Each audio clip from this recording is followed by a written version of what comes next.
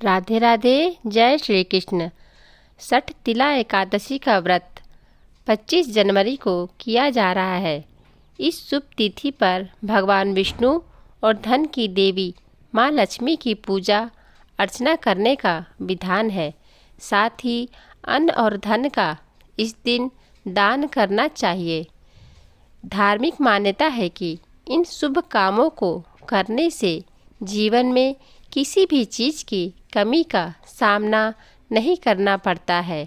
साथ ही सुख समृद्धि में वृद्धि होती है। ऐसा माना जाता है कि छठ तिला एकादशी की पूजा के दौरान व्रत का कथा का पाठ न करने से व्रत का पूर्ण फल प्राप्त नहीं होता है। ऐसे में व्रत कथा का पाठ जरूर करें। इसका पाठ करने से भगवान विष्णु के संग माँ लक्ष्मी की कृपा प्राप्त होती है। तो चलिए सुनते हैं छठ तिला एकादशी व्रत कथा।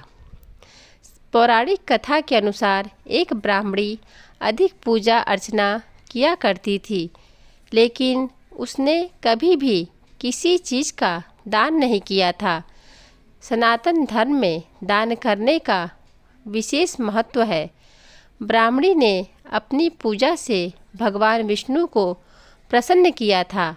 श्री हरि ने सोचा कि उपासना के द्वारा ब्राह्मणी ने अपने शरीर को शुद्ध कर लिया है, लेकिन उसे बैकुंठ तो मिल जाएगा, लेकिन दान न करने से बैकुंठ लोक में इसे भोजन कैसे मिलेगा।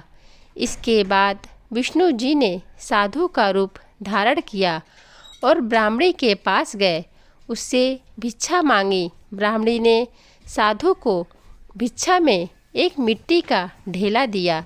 भगवान उसे लेकर बैकुंठ लोक में लौट आए। ब्राह्मणी की मृत्यु होने के बाद वह बैकुंठ लोक में आ गई।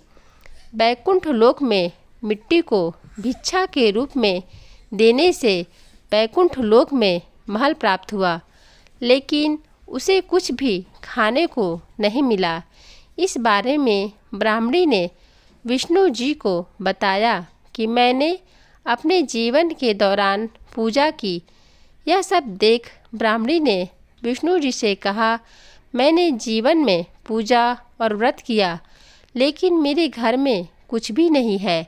ऐसे में श्री हरि ने कहा कि तुम बैकुंठ लोक की देवियों से मिलकर छठ तिला एकादशी व्रत के दिन दान का महत्व सुनो।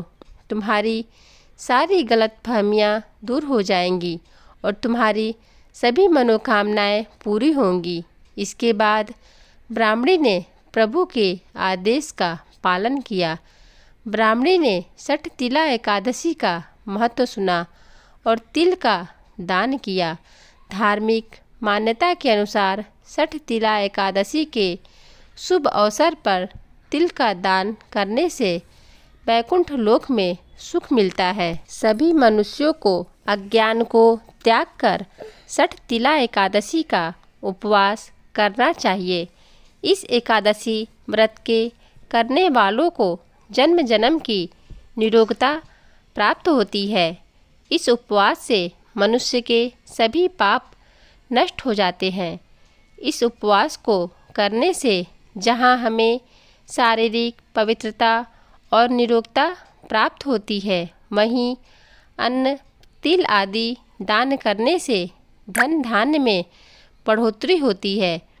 इससे यह भी सिद्ध होता है कि जो मनुष्य जैसा दान करता है, शरीर त्यागने के बाद उसे फल भी वैसा ही प्राप्त होता है।